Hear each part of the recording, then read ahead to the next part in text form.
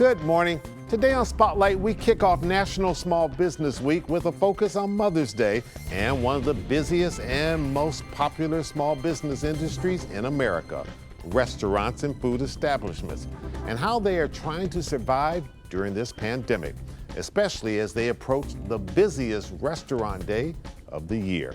My guest, Joe Vicari, CEO, Joe Vicari Restaurant Group based in Warren, the largest in Metro Detroit. Cecilia Benedict, owner and general manager, Armando's Mexican Restaurant, and also her family owns the Mexican Town Bakery in Southwest Detroit. Stephanie Bird, co-owner, The Block, Flood's Bar and Grill, and the Garden Theater in the city of Detroit. And Mo Hyder, owner, Famous Hamburger franchise based in West Dearborn. It's Sunday, May the 2nd. I'm Chuck Stokes, and this is Spotlight.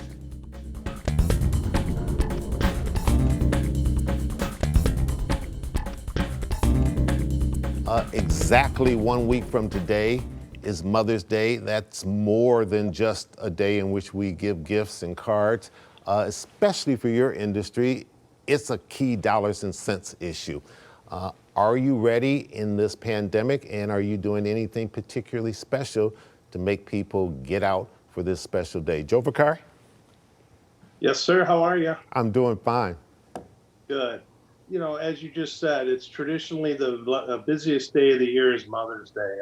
This year it's going to be different because of the pandemic. We have large banquet facilities. We will not be able to use them. At our one location, we do up to 800 people in a banquet room. That's gone away. So we have dinner in the restaurant starting at 12 o'clock, running till about 8 o'clock. And so we're making the best of, what we can do right now. It's a difficult time, but we are ready. So we are ready for Mother's Day. We'll be open at Flood's for brunch, which is new for us. We'll be open for brunch at 12 and we don't close till 11. So it'll be a long day for us, but overall we're ready. And at the Block, we have a pre-Mother's Day event, and that's happening this Saturday before Mother's Day. So we'll be opening all day from 12 to 8 as well. So it's not ideal, but we're making the best of a bad situation, really. Yes, we are ready for Mother's Day. It is different, as everyone else has mentioned. We do a great carry-out if mothers and families don't feel comfortable dining out, or some of the restaurants, since they're at 50% capacity, are going to be pretty busy and there may be long waits. We do have available to go. And that's been really strong for us, and it's kept us going through this last year and a half. But our dining room will also be open on Sunday, 2 to 10, offering great drink specials for Mother's Day. Especially on Sunday, we're having margaritas on special for moms. Restaurants will be busy. Can't beat a burger for Mother's Day, I think. We're rocking on carryouts. We're ready for Mother's Day. We're excited. We're a full-service restaurant, but so we kind of miss the interactions with everybody, having a full restaurant, but doesn't matter whether we're at 50%, we still get that carry-out rush, and we're excited and definitely ready. We're also going to be doing, we have this little tradition every year where we give out a rose to each mother that comes into the restaurant. So whether you're dining in or whether you're going to get a carry-out, expect to get a rose from us. Sure. Just this past Thursday, Governor Whitmer held one of her famous press conferences, and essentially she said that she's not going to shut things down. You don't have another crackdown coming, and that she will start to ease things up if the numbers continue to start trending downward and not spiking up at the last second. That has to be good news to your ears. Joe Vicari, you probably have been the most vocal about this and have had your political battles here with the governor. At one time, you said you were mad as hell and you weren't going to take it anymore, and you were trying to urge your colleagues to not follow the rules and regulations of the state. You eased off of that. And at one point, I think your lovely wife, Rosalie, said they aren't listening to us. Since that statement or those statements, has Lansing been listening to you, and do you feel like you're making progress in trying to win this pandemic? I don't know if they're listening to us or not. We had asked to get a meeting with the governor to talk to restaurateurs. I don't know who she has on her panels, but my understanding was there wasn't really anybody.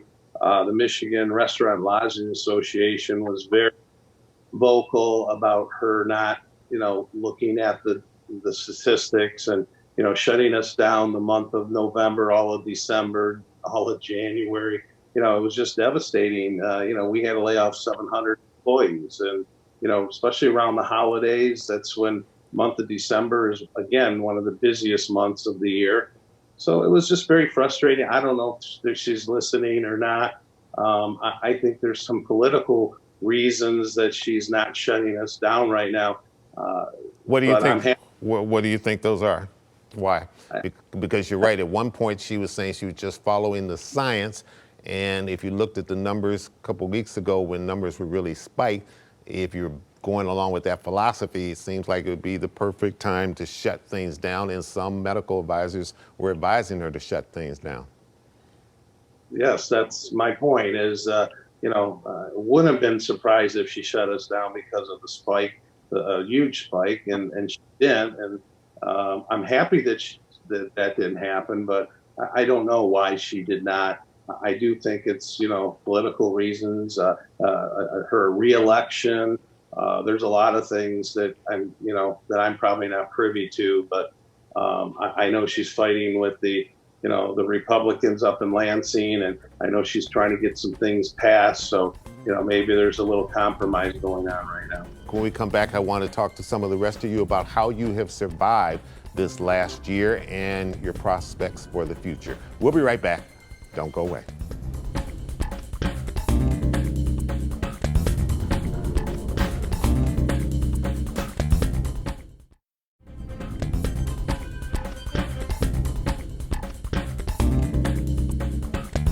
Cecilia Benedict, your organization, your restaurant there is 50 some odd years old. You're an institution in Southwest Detroit. How have you survived through this pandemic? Even though our dining room closed a couple of times during the year, carryout has sustained us. It's stayed open 7 days a week. The staff that were able to stay working also, I'm very grateful for. So we maintained, we made our carryout a little bit more efficient, because that's where our business was. It was just and takeout food. We've added tablets for DoorDash, Grubhub, Uber Eats. Orders come in. Carryout has been able to maintain a good steady flow of income coming in. All right. Stephanie Bird, you were in Washington, D.C. for a long period of time, went to Howard University and then Johns Hopkins. Your parents were in the restaurant business with Flood's Bar and Grill, an institution in Detroit. They coaxed you, I guess, into coming back. What brought you back, and what's the experience been? I mean, what a time to come back in the middle of a pandemic or right before a pandemic. Yeah, what a time. My parents' family is why I came back. And really the culture and richness of Detroit is what I missed. It's in my blood. Restaurants are in my blood. So when I came back, it was a perfect fit. And what a time to come back. I agree with Cecilia. Online ordering is really what has been able to sustain us over the last year and a half or so. Without online ordering, I'm not sure where we'd be. We improved our online ordering platforms. We really invested in technology that made the whole online ordering system a lot more efficient. And hopefully we'll be able to add more than just the 50% capacity. Right now, that's tough. We won't be able to get too far with 50%. We won't be profitable. We are not profitable at 50% capacity. This is also, I understand, personal for you while you've been trying to keep your businesses afloat, because in addition to Floods, you also have the Block, which is on Woodward, kind of in between the New Center area and downtown. And you have the Garden Theater, which you used to do a lot of catering with. And so certainly catering has taken a real big hit throughout all of this. But your parents, I understand, had COVID? I've learned that this is not just about the bottom line, especially in the Black community, which has been devastated by COVID, not only physically, not only health-wise, but also financially. for us, it was important to really give back to the community, to pay attention to what's happening in the Black community, to keep our guests and our staff safe. We've offered our staff some incentives regarding vaccination. So for us, we wanted to be more community-based because we're a part of the Black community, and it was really important for us to do whatever we could to keep the Black community safe at this time. Sure. Mo Hyder, you're third generation. Your company was actually started, your business was started in Beirut, Lebanon, many years ago. And while we talk about how devastating a pandemic is, your business was shut down because of a war. Talk about that and how you made that transition from there to now what's happening in the United States in West Dearborn. Sure. So yeah, it's been a roller coaster for us, for my family. So I'm third generation owner. My father and my grandfather started the famous hamburger in Beirut, Lebanon in 1970. Late 70s, you know, business was thriving. Early 80s, the war started. You know, my dad had, you know, there was 4 kids that they had to, you know, pretty much all over to America. And finally, when they came here, we opened our first restaurant in the 90s here in Detroit.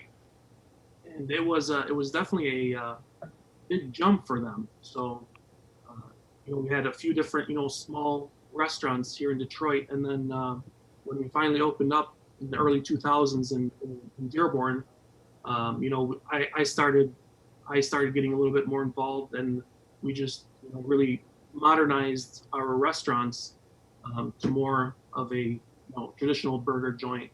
Dearborn is a haven for wonderful Arab American and Middle Eastern flair restaurants, Lapitas and so many others. How in the heck have you managed to survive as a hamburger joint, but I understand you've added a little Mediterranean flair even within your hamburger joint? Correct. So we're a full service burger joint. You come into our place, it's an all-American classic burger. And you get a burger and a shake, and you get juices dripping down your plate. Can't beat it. But we wanted to add that little cultural flair, that Mediterranean, our traditional, our roots. So we started in Lebanon. Like for example, you can come into any of our restaurants and order a classic cheeseburger and get a side fattoush salad. You can come in and get a grilled chicken burger that's marinated in traditional, you know, Mediterranean marination. And it also, you know, that grilled chicken burger will come with our traditional garlic paste. So we've really, we've added a few items that have that Mediterranean fusion, along with the traditional, you know, burgers and shakes. We'll be right back. Stay with us.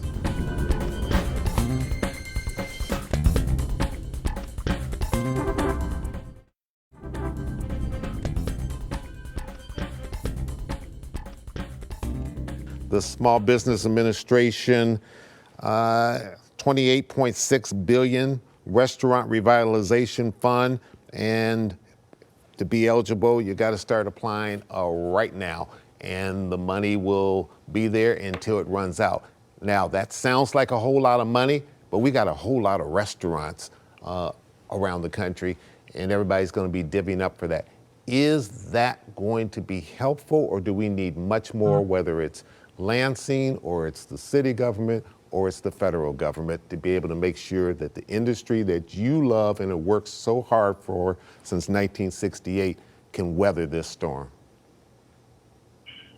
I think that it's going to help. I don't know if it's enough. You know, it's a lot of money, $28 billion, but as you said, there's you know, probably millions of restaurants, and some need it and some don't. And I would say most full service restaurants need it. I see fast food, you know, they're busier than they ever been. So we're hoping so. I mean, I'll tell you that if we did not get the PPP, payroll protection program, round 2, we wouldn't be in business today. You know, we did do a lot of carryouts.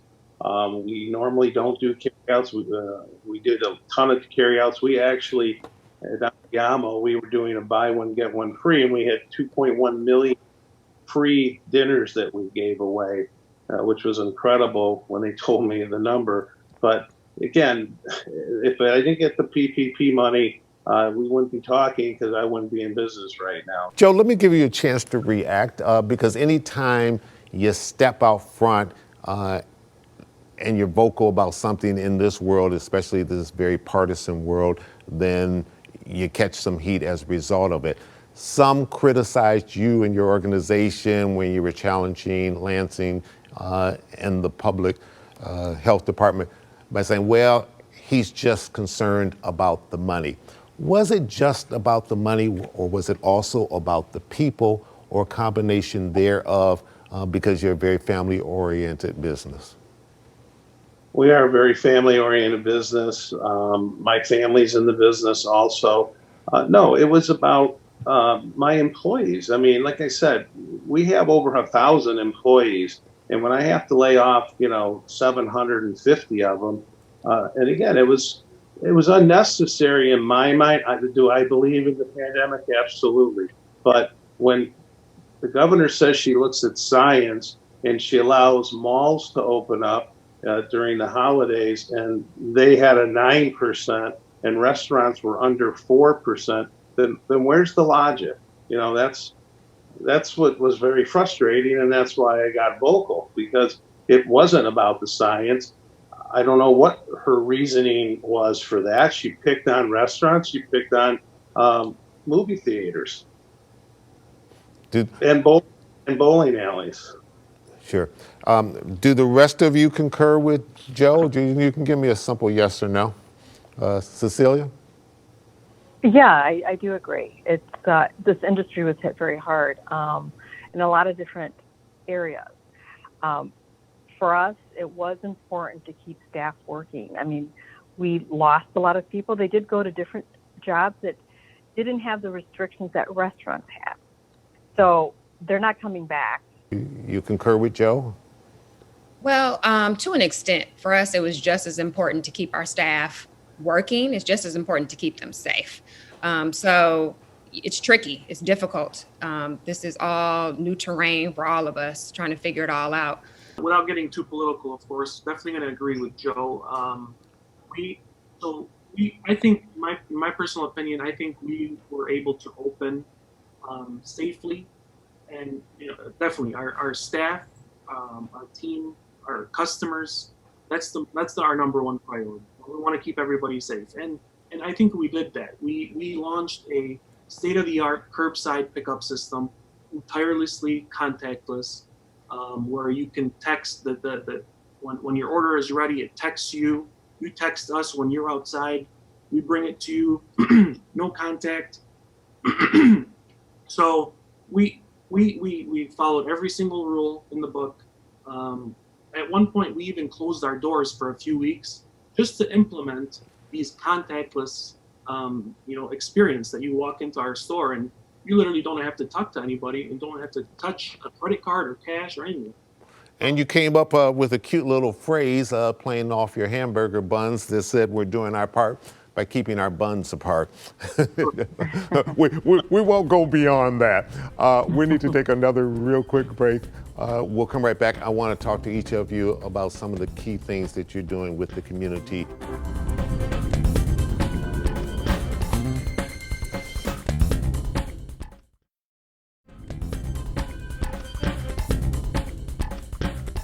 Stephanie Bird, I think I heard you learn something through the midst of this pandemic, as I'm sure you all did. And one thing that I heard was, what is this organization involving chefs in Detroit and you're giving to the homeless? Yes, we formed an organization called Too Many Cooks in the Kitchen, and chefs came together, restaurant owners came together, and we donated thousands of meals. Actually, we donated thousands of meals to community organizations. And that was at the very beginning of the pandemic. So March, April, May, we were in the kitchen donating meals. So during the height of the beginning of the pandemic, the fear was out there. Staff that were laid off and or staff that were working Meals were provided daily for them if needed. We did participate in feeding the front lines for the first couple of months during the pandemic. And, we just try to keep everybody that needed, our Armando's family, and if anybody, and the frontline workers, if needed, we were there to help. And now Southwest Detroit has created these wonderful luminarias that follow the outdoor dining guidelines. And it's just a little outdoor igloo that was created that are very colorful and beautiful during the evening to have an outdoor dining experience here in Southwest Detroit. So without our community, we wouldn't be here. So, I mean, we've done plenty of, since March, since the beginning of the pandemic, we've done plenty of fundraisers with our local organizations and giving back to the front lines and anywhere where we were able to, anybody that's in need, we were always there. And then, we have to, community is our number one. So I found that people are very giving. They were very extremely giving. We teamed up with businesses and we were able to feed over 10,000 front care workers, hospital workers, police department, and it was all donations. And what we did is we said, listen, if it's a $15 meal, you give us $7.50 and we'll pay, and we'll put in $7.50. So it was unbelievable because everyone that we called, they all said yes. No one said no, so that was great. And, I learned that we have some great employees, some people that are stepped up to the plate more than than you would have thought. We have great people, and you're only as good as the people around you. And that's what I would say I learned. I learned that you got to be thankful for everything that happens because in a day things can change. And we've been through this now for over a year, and it's time to hopefully this all ends soon and we go back to the way we used to be. And I think we would all concur with that. Hopefully this all ends soon. Joe Vicari, Cecilia Benedict, Stephanie Bird, and Mo Hyder, thank you so much for joining me today on Spotlight, and best of luck to all of you, and we'll stay in touch with you. Thank you. It's my pleasure. And I'm Chuck Stokes. We'll be back next week with more newsmakers in the Spotlight. We hope you have a great and safe week.